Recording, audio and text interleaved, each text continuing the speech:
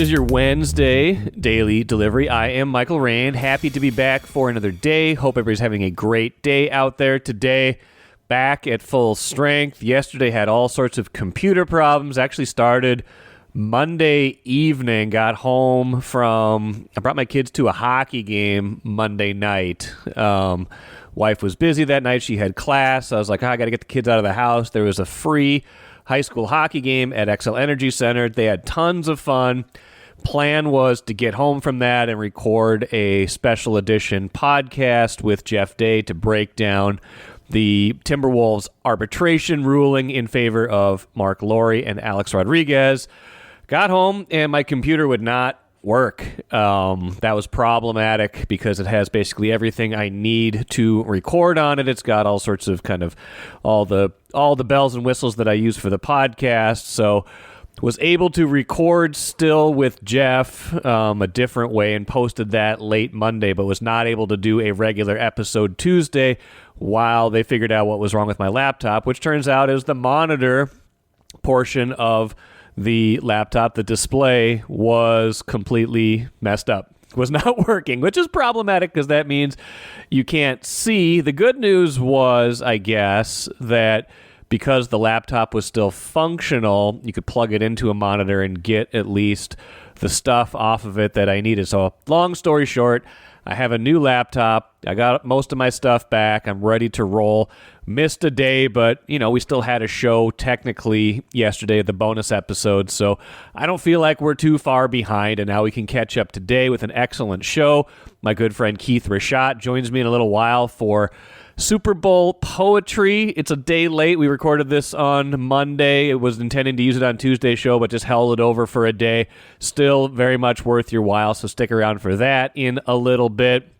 So my own dramatic reading of a letter I discovered at work from July. I will read that as a poem. My own poetry this week. I will read that as a poem towards the end of the show. Maybe some stray Timberwolves thoughts at the end of the show, too.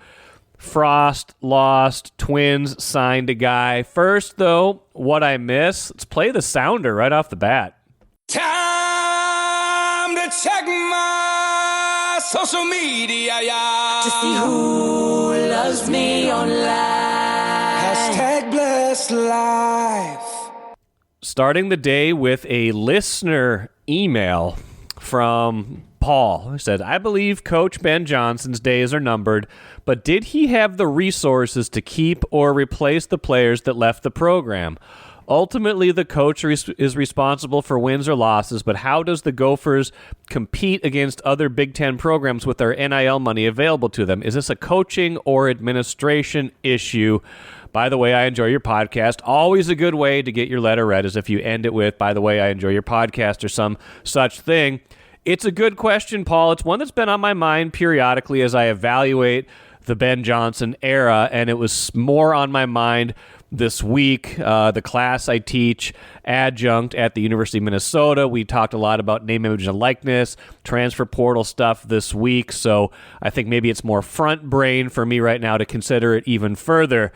It's a good question. This is a completely different era of college sports. It's not just about how well you can recruit high school athletes. In fact, that is being diminished more and more as the portal takes hold, as you consider, hey, if somebody's only going to be here for a little while, would you rather have an 18-year-old coming out of high school who you don't exactly know how their game will translate to the college game, or would you rather have someone who's been in the college game for 2, 3, 4 years who you know a little bit more about their skill set?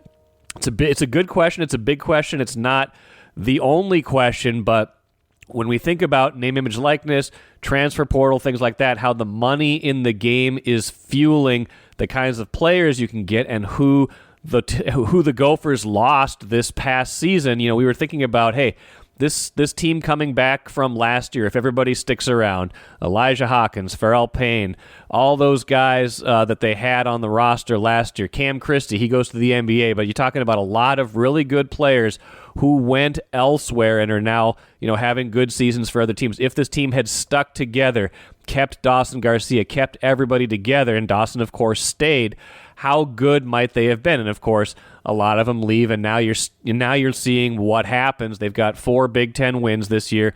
They've got a favorable down-the-stretch schedule, but it still feels like, if they might get to 7 wins, and maybe that's better than it looked at the start of the year, but really is that progress? Is that something where you'd look at it and say, okay, let's keep this thing going? But when you evaluate it in the context of how much money they have to spend, how many resources they have, the question does change a little bit. Now, these numbers are not exact, but there is a website, nil.ncaa.com,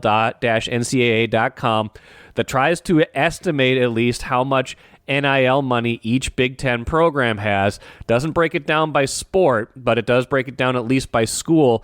Looks like the Gophers had a little less than the average to spend in the 2024-25 season. They're 12th in the Big Ten. I think we've talked a lot about the collective getting better. This is 12th of the known teams, at least. Northwestern and USC, unknown. Those are private schools. Those funding sources are not known. So out of the 16 known schools, the Gophers were 12th. So not great, but still they do have some money to spend. Now, I think it's pretty clear a lot of that money, the vast majority of that money, goes to football. That is still the biggest revenue generator.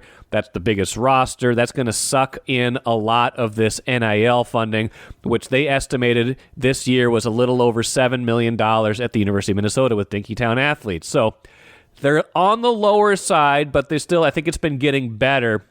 That is still a factor, though. You've got some teams in here, they're estimating Ohio State spent $20 million. They're estimating Michigan spent $16 million. They're estimating 4 other schools spent at least, $9 million. 5 other schools spent at least $9 million. A few more in double digits, like Michigan State, Indiana, Penn State, all up over $13 million. And again, a lot of that money going to football, not just men's basketball, not just women's basketball, not just all these other sports, but still, that is a consideration. So I think it's a fair question. Now, the bigger question becomes next year when revenue sharing begins in college sports, and there's going to be an estimated $20 million that all these schools are going to have to disperse to their athletes, created out of this kind of fund that they're getting, and they have to kind of pay these back funds as well. How is that going to impact? This is separate from NIL, but this will impact how they are able to compensate players, which just seems crazy to think about, right? Like, we're talking about compensating players. Like, for so long, this wasn't a thing. This was illegal. This was not a part of the college sports model, for better or for worse. I think a lot of people would say it's absolutely fair that the players are getting paid, given how much money is in college sports, how much athletic directors make, coaches make, these schools make off of the athletes who play the games. I think it's absolutely correct that they are now getting paid. That's something I've done a complete 180 on in the last 5 to 10 years. I think it is absolutely fair that they get a share of it. What is hard to reconcile is how fast we got to this point and the rules that came along the way. NIL is so far removed now from the spirit of what it was intended to be. Revenue sharing probably gets a little bit more to the fairness of it. You kind of split it up. The schools have more of an equal amount to spend, although we have to see how that is able to be dispersed. There's all sorts of lawsuits out there right now. The most recent ruling said, hey, you can't just give most of this money to football. This is a Title IX issue. You've got to organize this according to Title IX. So we'll see where that goes for the 25-26 athletic season. Long story short, I don't know what the impact exactly of revenue sharing will be on programs like Gophers men's basketball. I do not know if it raises the ceiling significantly for the program. I do know, however, like the barn itself, like Williams Arena itself, it probably does raise the floor because you've got all sorts of money that is automatically going to be going to these teams now that wasn't before. So their ability to compete might increase in future years, although again, it's on top of everything that NIL is doing, so it maybe just everybody gets more, and they're still kind of stuck in this lower to middle position. Whatever the case, it's been a challenging time to be a college coach, a college basketball coach. I feel for Ben Johnson. I think you have to measure this, though, in terms of relativism. Like, everybody's dealing with the same kinds of issues. I think the Gophers have been in kind of a trail position, although they were able to retain Dawson Garcia. If you look at, on threes, NIL rankings and who's, in college basketball, men's college basketball, their valuations, like Dawson Garcia is ranked as the 27th most valuable NIL property in men's college basketball. That player plays for the Gophers. He is their best player. They were able to retain him and build around him. So that piece of it they do have in place. The bigger picture of it, though, their roster got decimated. If this was the older days of college basketball 5-10 years ago, they probably have a much better roster this year. They probably have a much different roster this year, and we're probably talking about a much different outcome. And that piece of it, I do believe, is where Ben Johnson is getting a bad deal. Quickly, before I welcome in Keith Richotte, Frost lost 3-2 last night. They had a 2-0 lead, couldn't hold it, got to overtime, and they give up a late goal in overtime, lose 3-2. Got to get to a game soon. I haven't been to a game yet this year, but when we were leaving that high school game at XL Energy Center the other night with the kids, I said to them, we got to get to a Frost game soon. I think they would like that. So going to make it out there sometime soon, hopefully, to see the product they are putting out on the ice. On the diamond, Twins signed Ty France, a first baseman. Kind of a minimalist deal for a guy who was not that long ago pretty good. I think the reporting from Phil Miller, Bobby Nightingale Jr. is it's just a 1-year, non-guaranteed $1 million contract. Guy was an all-star replacement player, but all-star for an injured player at the All-Star game in 2022. Had 2021 and 2022 had very good seasons. Like, OPS plus, WAR was up over 3 both those years. I think one of those years was up over 4. So if he can regain any kind of that form where he's, a durable professional hitter with an OPS around 800, if the Twins got that version or anything close to that version of Ty France for 1 year and $1 million, that would be an extreme bargain. So we'll see. Rocco Baldelli basically saying, hey, we think he's got some good life left in him. We're going to let him hit and see where the chips fall, where they may. Another body, another opportunity, another option at first base where the Twins don't have enough. So they'll go to camp, give him a look, and we'll see where that goes for the Twins and the middle, perhaps, of their order. It's poetry time on Daily Delivery. A lot of you have been clamoring for a return of the haiku segment, and what better time? Not me. Definitely not me. Keith Richotte, the proprietor of those poems, is not one of the ones who's been clamoring for its return, but nonetheless, he's here with some Super Bowl poetry. Is that true? Unfortunately. Yeah. Well, we planned this segment before. By a lot. Do you mean into double digits? Because I'm thinking it can't possibly be that. As far as what? Who's clamoring for it? Right. I got one very specific email, but other people too, are fans of the segment. Maybe you joke, but thousands of people listen to this every time we do it. So thousands of people speed through this segment, but that's okay. That's okay. They got the skip 30 button down. Skip 30 button down. Anyway, how many poems do you have for the game that we were forced to watch? Somehow I have 4 from that stupid game. 4. Yeah. Okay. Well, before we get to them, I more than understand. I know for a fact that congratulations in order. Today is the day your book comes out. We will be talking extensively about it on Hey, don't step on my poetry. The other podcast I do. I will get to it in a minute. The other podcast that I do with my Friscalating Desk Light Substack, The Worst Trickster Story Ever Told, Keith Richotte Jr. Go buy the book if you would like to. It's excellent. I've read it already because I know a guy who can get me an early copy, but congrats on the book coming out today. No, thank you so much. Let's talk poetry right now. Football in haiku. The true way to understand. I am back, haters. Ironically enough, that's how you end the acknowledgments in your book. Yeah. Well, the haters are, you have to treat them for what they're worth, right? They're fuel to push us forward. because they give us the inspiration that we need to prove them wrong. Yes. I would say Drake has a lot of inspiration right now. A lot of haters out there for Drake right now. Poor Drake. Whatever I have said and whatever I can say about John Marthaler on this podcast pales in comparison to dropping your diss track, and not dropping, but engaging in your diss track is Super Bowl halftime show, right? That is a level of hater that I will never be able to achieve and that I will never have, right? No matter who hates me, no, that's as bad as it gets. Like, how many billions of people got to watch this guy hate on another guy? It's wow.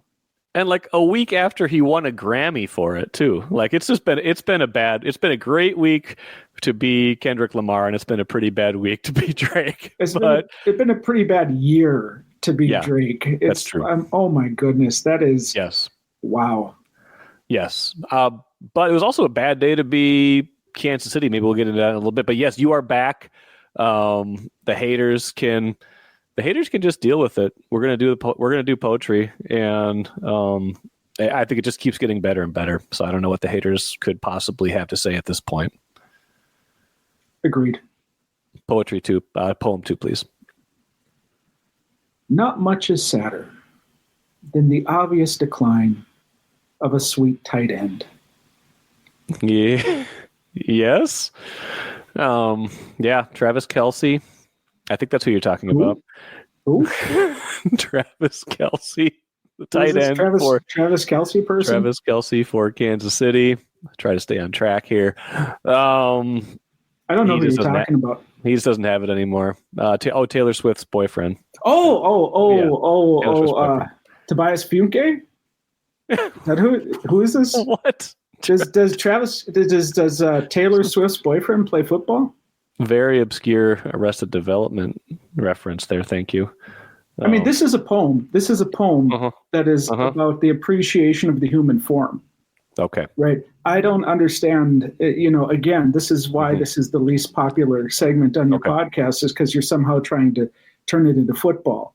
But, it's just a deep appreciation of what the human body can be and what it's like when it goes into natural decline. So whoever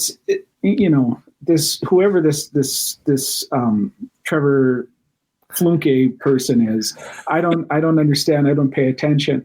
It's about the poetry, man. It is about the poetry and the soul. But if you desperately need a poem about football, let me give you one. Okay, let me give you the third one here. All right. The Vikings need work. They might want to fix the lines before the sun dies. Well, I mean, here's the thing. We give, rightfully so, we've been praising Brian Flores, the defensive coordinator, for 2 years for all these exotic schemes he puts together, the blitzes, the unpredictability, whether they're rushing 5, 6, whether they kind of disguise it and only rush 3. All of it does underscore that, A, that's the style he wants to play, but B, when you have a certain set of players and a certain amount of talent, especially on the defensive line, you don't have to do that. The Eagles rushed 4 guys every single passing down, at least that was according to Next Gen Research, every single drop back 42 times. They basically didn't blitz, and they played 7 in coverage, and they completely shut down Patrick Mahomes. So if you've got the personnel, you don't need to junk it up and be a genius like Brian Flores has to be with this defense. There is a very simple couple of reasons why the Eagles not just won that game, but dominated that game. One was they protected their quarterback. Yes. Jalen Hurts had a lot of time, many, many times, and could scoot around and just review the field as much as he wanted. Yes. For many, many plays. And then the other reason was because they were able to get to the other quarterback. Correct. Right? The offensive and defensive lines for the Eagles won them the Super Bowl. 100%. And they've obviously got talent elsewhere, but that was the reason why they won. And that seems to be the easiest path to actually winning a Super Bowl. So Tom Brady was the announcer, the color commentator for the game. Allegedly. He lost. I don't think he's as terrible as everybody else seems to think. He's fine. It becomes popular to pile on him. I didn't think he was great in this game, but he's fine. Yeah, it takes a lot for an announcer to actively distract from a game for me, right? And he's A-okay, and I think can and will get better, but whatever. Anyway, he lost a Super Bowl. He lost in that magical year, and he referenced that year where they were undefeated. The reason why they lost was because there was a defensive line that got to him and put significant pressure on him. So the easiest way to win in this league, it appears to be, is to make sure that both of your lines are really good. And that is not something that has happened with this team in a very long time. That's not where they have put their concentration and their resources. And they've been hoping to get by and hoping people will develop. And so then this year, while they have all this cap space and, only 2 draft picks, right? When it's all said, like maybe a draft pick and a half, if they invested all of that money and the few draft picks that they have in the line, I would be in both lines. I would be perfectly happy, because that is the clearest, easiest path to winning. And the Super Bowl, I think, demonstrated it yet again. I agree. And they have certainly not invested in the defensive line draft-wise lately. I think the offensive line, you can say they have to varying degrees of success, but both of their tackles are very good, and they were both, I think one was a first-round pick, one's a second-round pick. Bradbury, their center, was a first-round pick. They've tried, they just haven't always succeeded. But I would say that their offensive line has gotten better. It's just still not at an elite level like we're talking about with Philadelphia. And their defensive line, especially the interior, needs far more impact. I don't think they've drafted a defensive lineman, I don't think, since Sharif Floyd, maybe. Kevin Williams? Well, it was not Kevin Williams, but it was. I think it was Sharif Floyd, which is like 2013, I want to say. Like, that's a long time to go without drafting either an edge rusher or an interior lineman. That's, we're talking about more than a decade of drafts, and it shows, right? It shows, and they just don't have the horses up front. Well, no, they don't. And again, this seems to be the easiest path. And obviously they have to put human beings in their secondary because they have none right now. But you can maybe get away with that in the way they've been trying to get away with some of these linemen, if you have the folks up front that can disrupt and make a difference. And so this feels like a moment where finally maybe somebody should heed the call of Michael Rand of the Star Tribune to do something about these lines, because they obviously with Bernard and Van Ginkel did some work and it paid off. It made it a better defense, but they need somebody on the interior, they need somebody in the interior in both lines. And if they can get that, if they can maybe finally get that, they have enough pieces elsewhere where you can see them being successful. But this team is not going to reach the heights of either one of those two teams on Sunday if they don't have it. No. And I should correct myself, or at least amend myself. They took Dallas Turner in the first round last year. He didn't play a whole lot last year, but that is at least in what we consider how we manage the NFL now. He's a 3-4 edge rusher, more or less. But they haven't drafted, before that, they hadn't drafted interior or exterior, edge rusher since Sharif Floyd in 2013. So we'll see if Dallas Turner becomes that kind of impact player they want him to be, maybe opposite of Grenard. You've got Van Ginkel in there playing linebacker too. Like, they've got good edge players on both offensive and defensive line. You're right, though. What they don't have is the big guys in the middle wreaking havoc and making life comfortable for their quarterback and uncomfortable for the other quarterback. That's what Home 4? Okay. Home 4. Football is over. And my book comes out today. Do some book learning. I didn't know you were going to mention your book. I wouldn't have brought it up at the beginning, but I stepped on your home run call. It does though. But do some. People should do some. People should do some book learning. Like I said, I got my copy about a week ago. I read the first 40 or 50 pages throughout the course of the week. Then on Saturday, I read the rest. I was motivated to do it because we're going to talk about it on another podcast, but also because I really enjoyed it. It was a very interesting book about something that I knew next to nothing about, like expertise-wise at least, but yet I found it both meticulously researched but also accessible. So maybe you can give like the 1-minute version of the 45-minute conversation we're going to have on the other podcast. Well, I guess I'll just say this. I don't often write in non-haiku form. Right. But I decided to give it a shot. And basically, it's my attempt to rethink the field of federal Indian law through the lens of the trickster story. Yes. And for those who are uninitiated, and again, I'm going to ask you this again later. Like, what is a trickster story? Because it's in the title. It plays a central role to this. I know that's maybe a longer answer than we want here, but like maybe briefly, what is a trickster story? Okay. Briefly, what is this decades, centuries of tradition that spans many cultures, millennia, that spans multiple cultures, not just Native America? Here's what I'll say, right? Okay. Yes. I am smart and I am a good writer. You're going to enjoy it. Okay. We won't give away anything else, but again, congratulations. If you want to know more about this, again, like I said, we'll be talking far more extensively about this on the Friscalating Dusklight podcast on Tuesday. Keith Richotte, appreciate it. We'll talk to you soon. All right, if you say so. Watch your dreams and savings grow with Royal Credit Union's 4.25% annual percentage yield 12-month certificate. Open now at any Royal office or online at rcu.org/certificate saver. Early withdrawal penalties could reduce earnings and principal. APY accurate as of 2/1/25. Insured by NCUA. Great stuff from Keith. And again, go check out his book, The Worst Trickster Story Ever Told.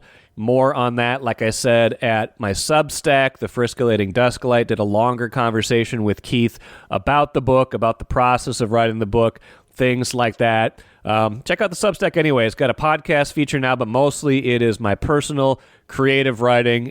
So The Friscalating Dusklight, you can find that. Just search my name in Substack. It's probably the easiest way to find it.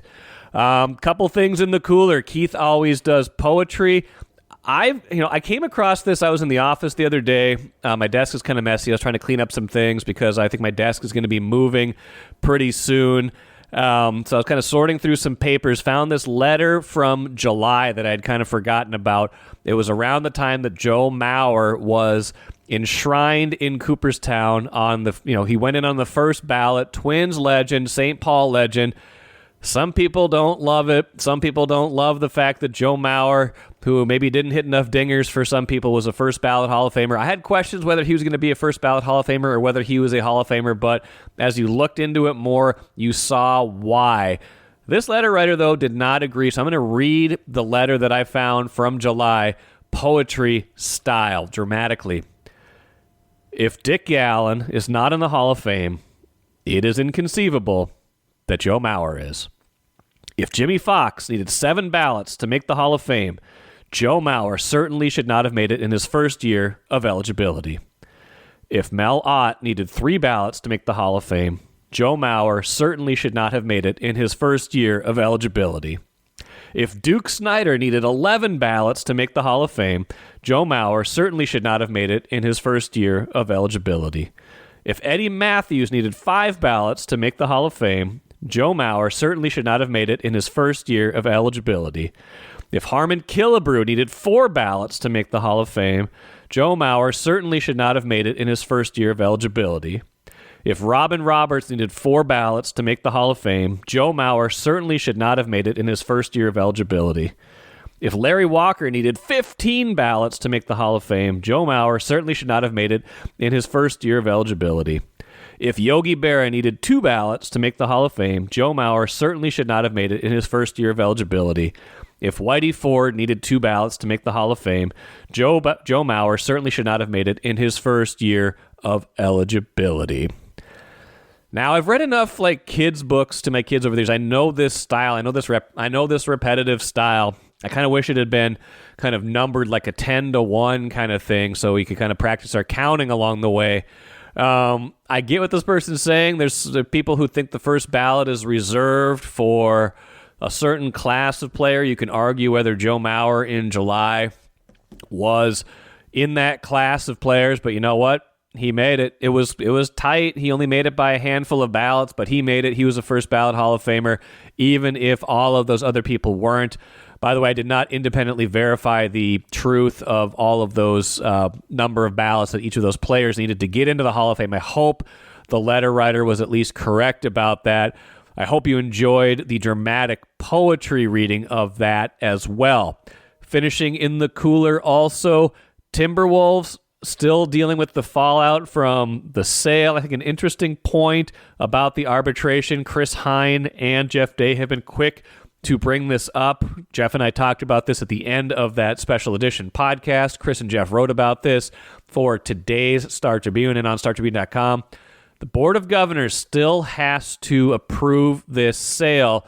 Glenn Taylor has been an influential member of the Board of Governors over the years. He obviously probably would be a no vote. He is still the controlling majority owner, so I would imagine he would vote no. They would need then 23 of the other 29 owners to approve this. I wonder if he's going to try to rally enough votes to kill this deal. I don't know if that would be bad faith, if that would be a bad look for the NBA, or if enough owners will look at it and say, hey, this team was sold for $1.5 billion 4 years ago. Now people are saying it's worth $3 billion. We need to cancel this and do a do-over. I don't know. I don't know where this is going to land, but that is probably the last stand in all of this. Now, talking to Chris the other day too, just kind of casually in the office. This isn't the kind of thing where there's going to be like some dramatic vote or like some scheduled vote. We might just kind of find out about this out of nowhere, and it might be fast. So pay attention, stay tuned for the resolution to this, even if we are kind of getting close, at least, to the finish line with Alex Rodriguez and Mark Laurie winning the arbitration case 2-1 on Monday. Wolves at Bucks tonight. I'm sure we'll talk about that because not a lot of other games are happening. Wild on this big break right now. Lavelle Eniel III will join me on Thursday's show as well to talk about a bunch of stuff. Until then, I am Michael Rand. Have a great rest of your Wednesday. Back at it again tomorrow.